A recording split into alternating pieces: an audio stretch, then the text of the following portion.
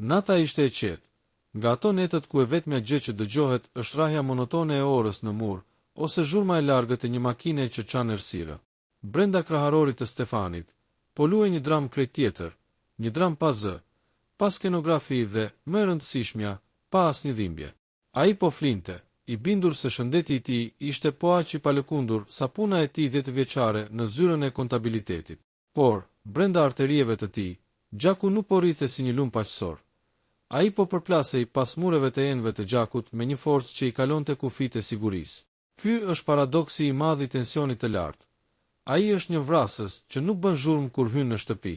Ai nuk troket, nuk thyen xhama dhe nuk lëshon britma. Ai thjesht ulet në tryezën tënde dhe fillon të gëryejë themelet e shëndetit tënd, milimetër pas milimetri. Për të kuptuar presionin e lartë të gjakut, duhet së pari të zhveshim konceptin nga termat e ftohtë mjekësor dhe ta shohim trupin si një sistem hidraulik magnitës. Paramendoni një rrjet tubash elastik që shtrihen për mijëra kilometra, po, nëse do të shtrinim të gjitha enët e gjakut të një njeriu të rritur, ato do të përshkonin ekuatorin e tokës më shumë se 2 herë. Në qendër të këtij rrjeti qëndron një pompë, zemra. Kjo pompë nuk ndalet kurrë. Ajo rreth 100.000 herë në ditë, duke shtyr litra gjak në çdo cep të organizmit, nga maja e gishtave të këmbës deri në qelizat më të largëta të korteksit cerebral. Presioni i gjakut është thjesht forca që ky lëng jetësor ushtron mbi muret e arterieve ndërsa udhëton. Kur mjeku ju vendos manshetën në krah dhe dëgjon ritmin, ai po mat 2 numra. I pari, presioni sistolik, është forca kur zemra tkurret dhe hedh gjakun me vru. I dyti, presioni diastolik, është forca kur zemra pushon mes 2 rrahjeve. Kur këta numra fillojnë të rriten në mënyrë konstante mbi vlerat 120/80, diçka fillon të ndryshojë në arkitekturën e brendshme të njeriut. Por pse zemra nuk na jep një paralajmërim? Pse nuk ndjejmë diçka që nuk shkon? Përgjigjja qëndron te përshtatshmëria e frikshme e trupit ton. Enët e gjakut kanë një shtresë të brendshme, të quajtur endotel. Ky është një ind jashtëzakonisht inteligjent dhe i lëmuar, i krijuar për të minimizuar fërkimin. Kur presioni rritet, ky endotel fillon të pësojë mikrolëndime. Imagjinoni një rrym uji shumë të fortë që godet vazhdimisht një mur prej guri. Me kalimin e kohës, guri fillon të thërmohet. Megjithatë, trupi përpiqet ta riparojë këtë. Ai dërgon qeliza inflamatore dhe kolesterol për të arnuar çarjet. Ky proces quhet aterosklerozë. Dhe këtu fillon kurthi. Ndërsa enët e gjakut ngushtohen dhe ngurtësohen për t'i bërë ballë presionit, ato humbasin elasticitetin. Zemra tani duhet të pompojë edhe më fort për të kaluar gjakun nëpër këto tuba më të ngushtë. Është një cikël vicioz. Presioni i lartë dëmton arteriet, dhe arteriet e dëmtuara rrisin presionin. E gjithë kjo ndodh ndërkohë që njeriu vazhdon rutinën e tij. Pi kafe, nxiton për në punë, luan me fëmijët ose shikon një film, pa e ditur se sistemi i tij i brendshëm po funksionon në kushte mbi ngarkese ekstreme. Shpesh dëgjojmë njerëz që thonë: "Unë e kuptoj kur kam tension, sepse më dhimbet koka në pjesën e pasme ose më skuqen syt." Mjekësia moderne na thotë se këto janë mite të rrezikshme. Në shumicën dërmuese të rasteve, dhimbja e kokës shfaqet vetëm kur presioni ka arritur nivele kritike, të cilat mjekët i quajnë krizë hipertensive. Për pjesën tjetër të kohës, tensioni i lartë është i heshtur. Ai është humbësi i madh i ndjeshmërisë sonë trupore. Ne jemi programuar të ndjejmë dhimbjen e një prerjeje në gisht ose djegjen e stomakut, por nuk kemi sensor që të na tregojnë se presioni brenda aortës sonë është 20 i më i lartë se normalja. Në këtë udhëtim të gjatë që po nisim, do të analizojmë çdo hallk të këtij zinxhiri. Do të shohim se si kripa, ajo substancë aq e zakonshme në tryezat tona, vepron si një magnet për ujin, duke rritur volumin e lëngjeve në sistemin ton dhe duke detyruar zemrën të punojë jashtë orarit. Do të flasim për stresin e jetës moderne, ku hormonet si adrenalina dhe kortizoli i mbajnë enët tona të gjakut në një gjendje të vazhdueshme shtrëngimi, sikur të ishim gjithmonë në prag të një betejë, edhe pse jemi thjesht ulur para një kompjuteri. Një nga aspektet më prekse të këtij paralajmërimi që nuk jepet është ndikimi te veshkat. Shumë njerëz nuk e dinë se veshkat dhe presioni i gjakut janë në një marrëdhënie simbiotike. Veshkat filtrojnë gjakun përmes miliona filtrave të vegjël të quajtur nefrone. Kur presioni është i lartë, këta filtra delikat shkatërohen. Veshkat e dëmtuara humbasin aftësinë për të rregulluar lëngjet, gjë që rrit akoma më shumë tensionin. Është një vallëzim vdekjeprurës që mund të zgjasë me dekada, përpara se të shfaqen shenjat e para të lodhjes kronike apo problemeve më serioze. Po truri. Truri është organi më i uritur për oksigjen dhe gjak të freskët, por ai është edhe më delikati. Presioni i vazhdueshëm mbi enët e vogla të gjakut në tru mund të shkaktojë çarje të vogla, hemoragji ose bllokime ishemi. Ndonjëherë, këto janë aq të vogla sa nuk shkaktojnë një paralizë të dukshme, por me kalimin e viteve, ato vrasin pjesë të vogla të kujtesës dhe aftësisë njohëse, duke hapur rrugën drejt demencës vaskulare. Ky është një tjetër paralajmërim që zemra nuk ta jep. Ti thjesht fillon të harrosh qelsat, ose emrin e një miku të vjetër, pa e ditur se fajtori është presioni që matet me numra në krahun tënd të majt. Gjatë faqeve në vazhdim, nuk do të mbetemi vetëm te frika.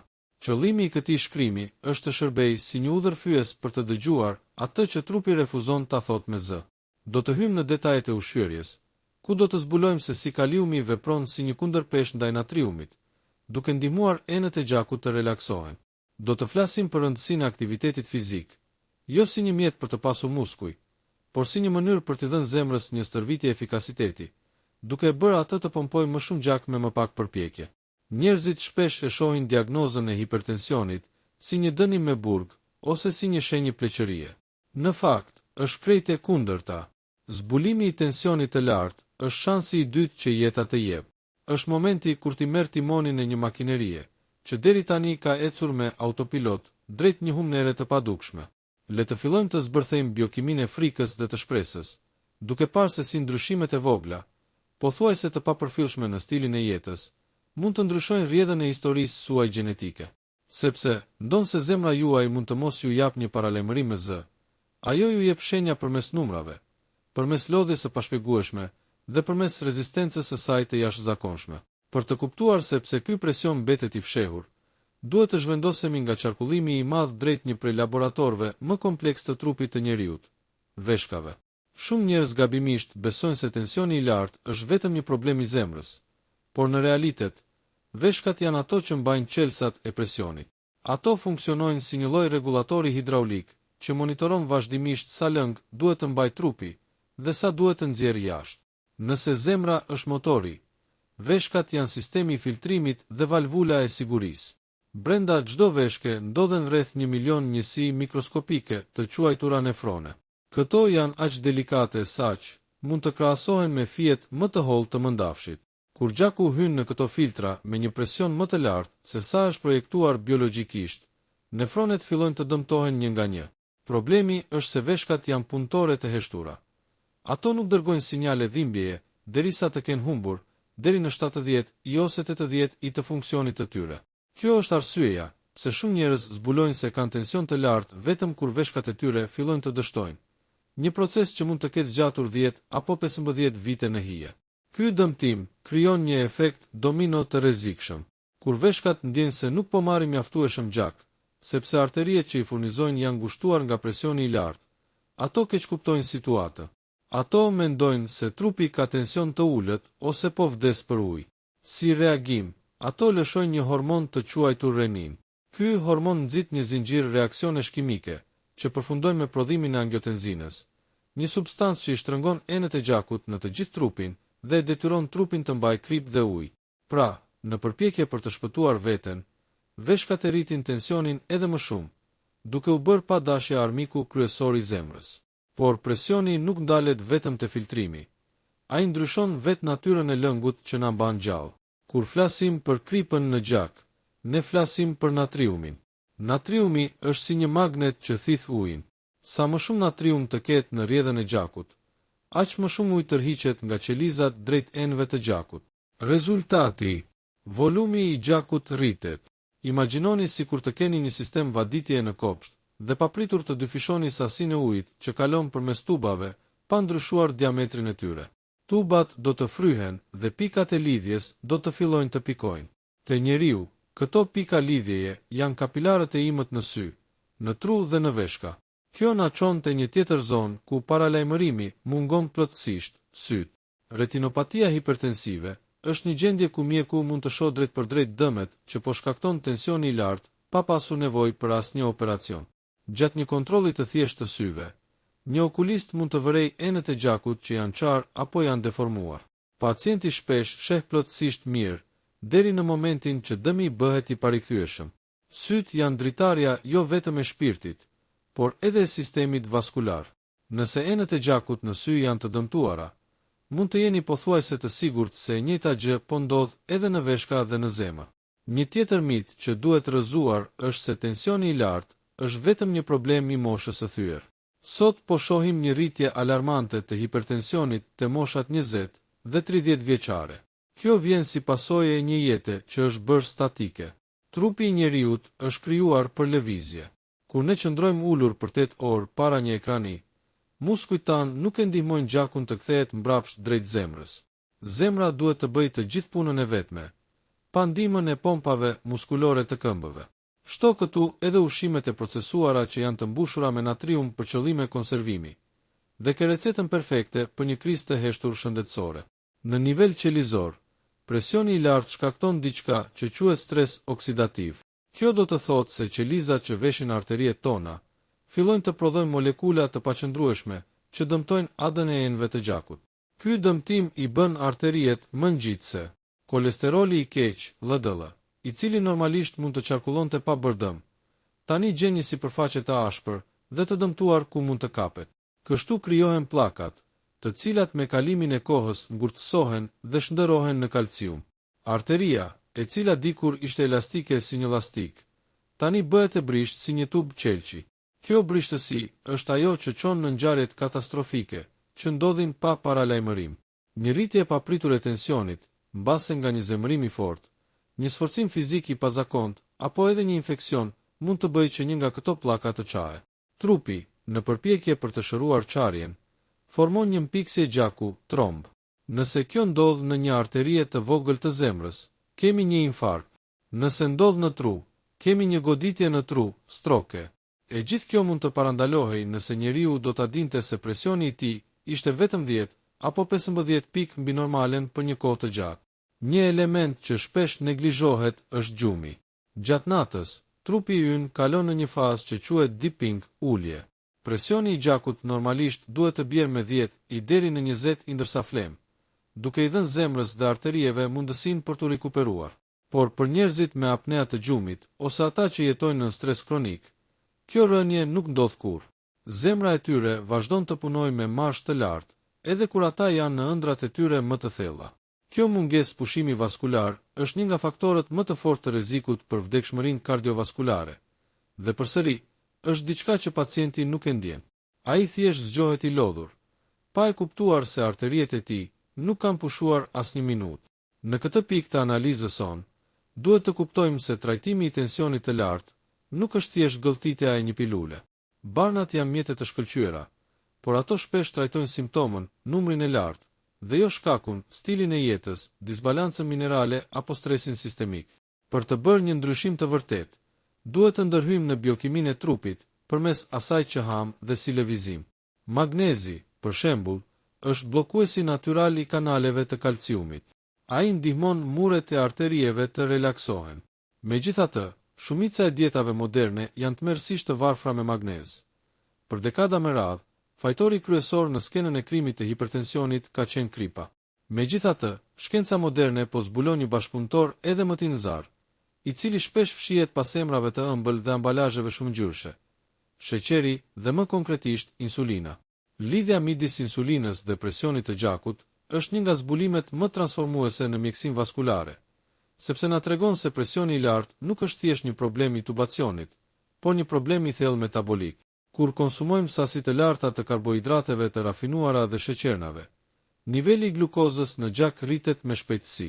Pankreasi, në përgjigje të kësaj, lëshon insulinën për të transportuar këtë sheqer drejt qelizave. Por kur ky proces përsëritet shumë herë në ditë, për vite me radhë, qelizat tona fillojnë të bëhen shurdhe ndaj sinjalit të insulinës. Ky është fillimi i rezistencës ndaj insulinës. Për të kompensuar këtë, trupi prodhon akoma më shumë insulin. Këtu fillon drama për arteriet tona. Insulina e lartë në gjak ka një veti shumë specifike.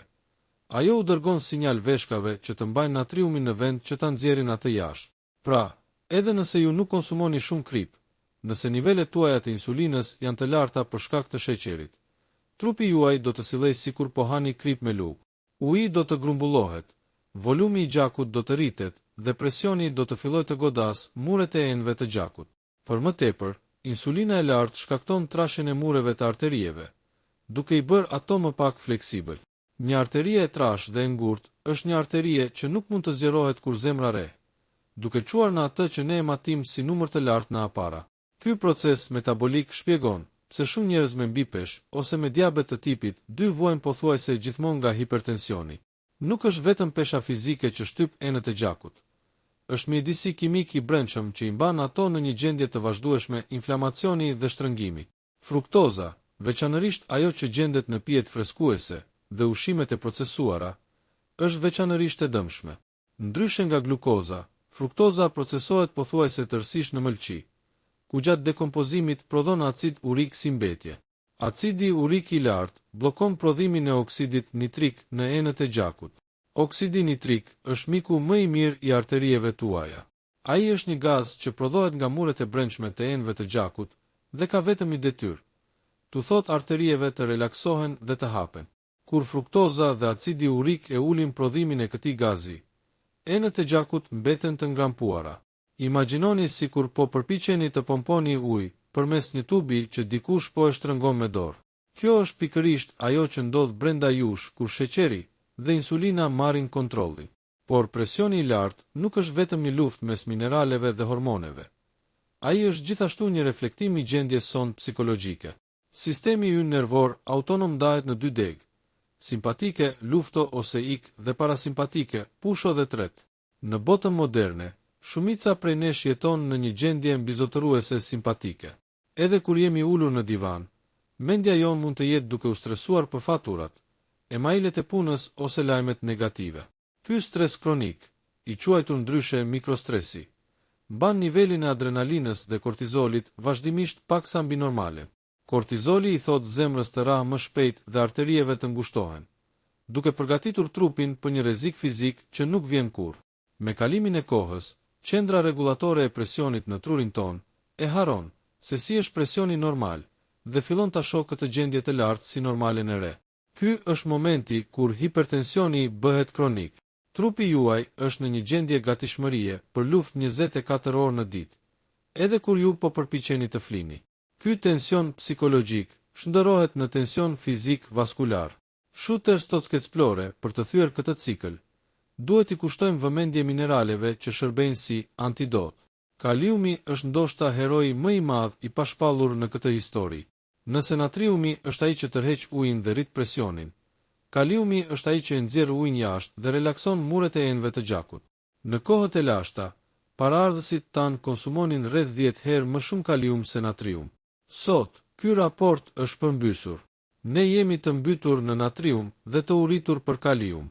Mungesa e kaliumit e bën trupin të paaft për të balancuar efektet e kripës, duke lënë presionin të lirë të rritet pa asnjë kontroll. Magnezi është një tjetër aktor kyç. Ai vepron si një lubrifikant për sistemin nervor dhe muskulaturën e lëmuar të arterieve. Pa magnez të mjaftueshëm, arteriet tuaja nuk mund të relaksohen plotësisht pas çdo rrahjeje të zemrës. Ato mbeten disi të ngurta, sikur të ishin prej plastike të fortë në vend të gomës elastike. Shumë raste të hipertensionit rezistent, ku ilaçet nuk duket se bëjnë efekt, janë në fakt thjesht mungesa të thella të magnezit dhe kaliumit që nuk janë korrigjuar kurrë. Ky është momenti ku paralajmërimi që zemra nuk ju jep, fillon të bëhet i qartë përmes kuptimit të shkencës. Ne nuk jemi viktima pasive të gjeneve tona apo të moshës. Ne jemi administrator të një sistemi kompleks që reagon ndaj çdo kafshate, çdo mendimi dhe çdo minutë lëvizjeje. Rruga drejt shërimit nuk kalon vetëm përmes farmacisë, por përmes kuzhinës, përmes frymëmarrjes së thellë që aktivizon sistemin parasimpatik dhe përmes vendimit për të mos e lënë vrasjen e heshtur të bëjë ligjin në trupin ton. Në këtë pikë të rrugtimit ton brenda sistemit vaskular, duhet të ndalemi të një fenomen që mjekët e quajnë hipertensioni i mantelit të bardhë. Është një dëshmi magjepsëse dhe njëkohësisht shqetësuese se sa shumë kontrollon mendja jon fizikun. Shumë njerëz, kur ulen në zyrën e mjekut, shohin numra alarmant në aparat vetëm për t'u kthyer në normalitet sapo kalojnë pragun e shtëpisë. Ky nuk është një gabim i aparatit. Është sistemi juaj nervor që reagon ndaj një kërcënimi të perceptuar. Por, këtu fshihet një kurth. Nëse trupi juaj reagon me rritje tensioni ndaj një kontrolli mjekësor, ai ndoshta reagon po aq fort edhe ndaj një debati në trafik apo një afati të ngushtë në punë. Monitorimi në shtëpi nuk është thjesht një detyrë teknike. Është mjeti juaj kryesor për të mbledhur të dhëna të vërteta. Tensioni i gjakut nuk është një numër statik si gjatësia juaj. Ai është një entitet i gjallë që ndryshon çdo minutë. Ai luhatet sipas mënyrës si merrni frymë, sipas asaj që keni ngrënë 2 orë më parë dhe sipas cilësisë së gjumit që keni bërë. Duke e matur atë në qetësinë e shtëpisë, ju hiqni zhurmën e stresit momental dhe shihni të vërtetën e mureve tuaja arteriale. Le të flasim tani për atë që ndodh kur vendosni të lëvizni. Ekziston një ide e gabuar se për të ulur tensionin duhet të stërviteni si atlet olimpik. Në fakt, sforcimi ekstrem mund të rrisë përkohësisht presionin në nivele të pasigurta, për dikë që tashmë vuan nga hipertensioni. Ilaçi i vërtet vaskular është aktiviteti aerobik i moderuar dhe konstant. Ecja e shpejtë, për shembull, bën diçka mahnitëse. Ajo i detyron enet e gjakut të prodhojnë më shumë oksid nitrik dhe t'i mbajnë ato hapur për orë të tëra pas përfundimit të ecjes. Kur ju ecni, muskujt e mëdhenj të këmbëve veprojnë si një zemër e dytë. Ato shtypin venat dhe ndihmojnë gjakun të kthehet lart, duke u lehtësuar punën veshkave dhe duke ulur rezistencën periferike. Një rutinë prej 30 minutash ecje në ditë mund të jetë po aq efektive sa një dozë ulët e një bari antihipertensiv, por pa asnjë efekt anësor. Është një mënyrë për t'i treguar sistemit tuaj nervor se trupi është në lëvizje, i gjallë dhe jo në rrethim. Shtyllat e ushqyerjes që shërbejnë si mburoj për zemrën tuaj nuk janë thjesht një listë ndalimesh. Përkundrazi, është një pasurim i dietës. Përveç kaliumit dhe magnezit që përmendëm, ekzistojnë nitrate natyrale që gjenden te panxari dhe perimet me gjethe jeshile si spinaçi apo rukola. Këto nitrate, sapo bien në kontakt me bakteret në gjuhën tuaj dhe acidin e stomakut, shndërrohen direkt në oksid nitrik. Ky është një proces biohakimi, ku ju përdorni ushqimin për të diktuar zgjerimin e arterieve tuaja në nivel kimik. Në këtë pikë të rrugtimit ton brenda sistemit vaskular, duhet të ndalemi te një fenomen që mjekët e quajnë hipertensioni i mantelit të bardhë. Është një dëshmi magjepsëse dhe njëkohësisht shqetësuese se sa shumë kontrollon mendja jon fizikun. Shumë njerëz, kur ulen në zyrën e mjekut, shohin numra alarmant në aparat, vetëm për t'u kthyer në normalitet sapo kalojnë pragun e shtëpisë. Ky nuk është një gabim i aparatit. Është sistemi juaj nervor që reagon ndaj një kërcënimi të perceptuar. Por, këtu fshihet një kurth. Nëse trupi juaj reagon me rritje tensioni ndaj një kontrolli mjekësor, ai ndoshta reagon po aq fort edhe ndaj një debati në trafik apo një afati të ngushtë në punë. Monitorimi në shtëpi nuk është thjesht një detyrë teknike. Është mjeti juaj kryesor për të mbledhur të dhëna të vërteta. Tensioni i gjakut nuk është një numër statik si gjatësia juaj. Ai është një entitet i gjallë që ndryshon çdo minutë. Ai luhatet sipas mënyrës si merrni frymë, sipas asaj që keni ngrënë 2 orë më parë dhe sipas cilësisë së gjumit që keni bërë. Duke e matur atë në qetësinë e shtëpisë, ju hiqni zhurmën e stresit momental dhe shihni të vërtetën e mureve tuaja arteriale. Le të flasim tani për atë që ndodh kur vendosni të lëvizni. Ekziston një ide e gabuar se për të ulur tensionin duhet të stërviteni si atlet olimpik. Në fakt, sforcimi ekstrem mund të rrisë përkohësisht presionin në nivele të pasigurta, për dikë që tashmë vuan nga hipertensioni. Ilaçi i vërtet vaskular është aktiviteti aerobik i moderuar dhe konstant. Ecja e shpejtë, për shembull, bën diçka mahnitëse. Ajo i detyron enet e gjakut të prodhojnë më shumë oksid nitrik dhe t'i mbajnë ato hapur për orë të tëra pas përfundimit të ecjes. Kur ju ecni, muskujt e mëdhenj të këmbëve veprojnë si një zemër e dytë. Ato shtypin venat dhe ndihmojnë gjakun të kthehet lart, duke u lehtësuar punën veshkave dhe duke ulur rezistencën periferike. Një rutinë prej 30 minutash ecje në ditë mund të jetë po aq efektive sa një dozë ulët e një bari antihipertensiv, por pa asnjë efekt anësor. Është një mënyrë për t'i treguar sistemit tuaj nervor se trupi është në lëvizje, i gjallë dhe jo në rrethim. Shtyllat e ushqyerjes që shërbejnë si mburoj për zemrën tuaj nuk janë thjesht një listë ndalimesh. Përkundrazi, është një pasurim i dietës. Përveç kaliumit dhe magnezit që përmendëm, Ekzistojnë nitrate natyrale që gjenden te panxhari dhe perimet me gjethe jeshile si spinaçi apo rukola.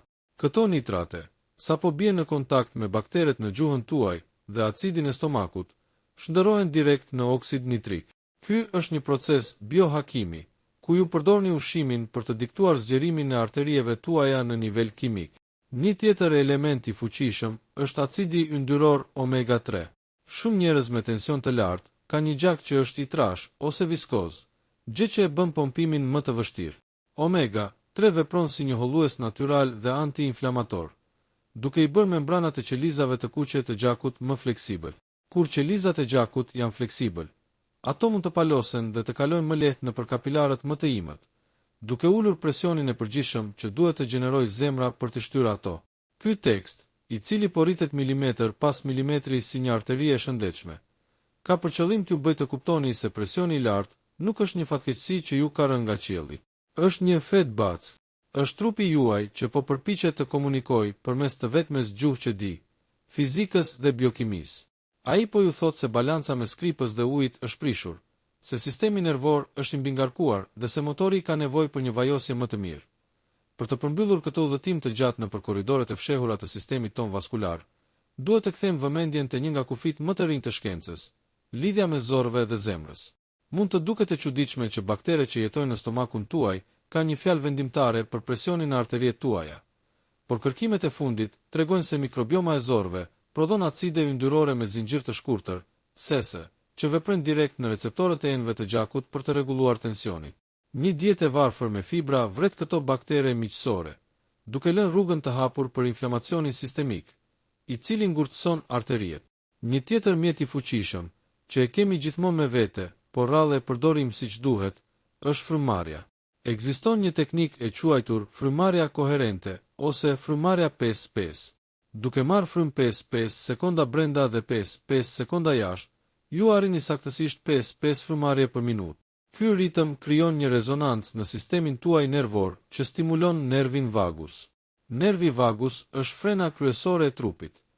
Ai dërgon një sinjal të menjëhershëm të zemra për të ngadalësuar dhe të enët e gjakut për të zgjeruar. Kjo nuk është magji, është neurobiologji e pastër që mund të ulë tensionin sistolik me 10 deri në 15 pikë brenda pak minutash ushtrimi. Nuk mund të flasim për shëndetin e arterieve pa adresuar dy nga sulmuesit më të drejtpërdrejtë, duhanin dhe alkooli. Nikotina vepron si një irritues i menjëhershëm që shkakton vazokonstriksion, ngushtim të enëve. Por dëmi i vërtet vjen nga monoksidi i karbonit dhe toksinat që shkatërrojnë shtresën e lëmuar të endotelit. Sa i përket alkoolit, ai në sasi të tepërta aktivizon sistemin renin-angiotenzin-aldosteron, atë sistemin e veshkave që përmendëm më lart, duke e detyruar trupin të mbajë lëngje dhe duke rritur presionin në mënyrë kronike. Në fund të këtij teksti voluminoz, mesazhi më i rëndësishëm është ky: presioni i lartë i gjakut nuk është një defekt i pashmangshëm, por një gjendje e ndryshueshme. Ai është një thirrje për vëmendje nga organi, që ju mban gjallë çdo sekondë të jetës suaj. Zemra juaj mund të mos ju jap një paralajmërim me dhimbje, por ajo ju jep mundësinë të ndryshoni drejtim përmes njohurisë. Përmbledhja e protokollit të shpëtimit. Monitorimi. Mateni tensionin në të njëjtën kohë çdo ditë në qetësi. Balanca minerale. Rritni kaliumin banane, avokado, patate dhe magnezin fara, ara, kakao. Lëvizja. 30 minuta ecje e pandërprer është më e vlefshme se 10 minuta vrapim intensiv. Qetësimi i sistemit nervor. Praktikoni frymëmarrjen e ngadaltë për të fikur sinjalin e stresit. Ushqimi. Trajtojeni sheqerin me të njëjtin kujdes, ose më shumë si kripë. Ky tekst shërben si një hartë e plotë për të kuptuar dhe zbutur atë forcë të padukshme që rreket të dëmtojë sistemin tuaj më të çmuar. Duke kthyer këtë informacion në veprim, ju po jepni zemrës suaj atë që ajo nuk mund ta kërkojë me zë: një jetë me më pak presion dhe më shumë elasticitet.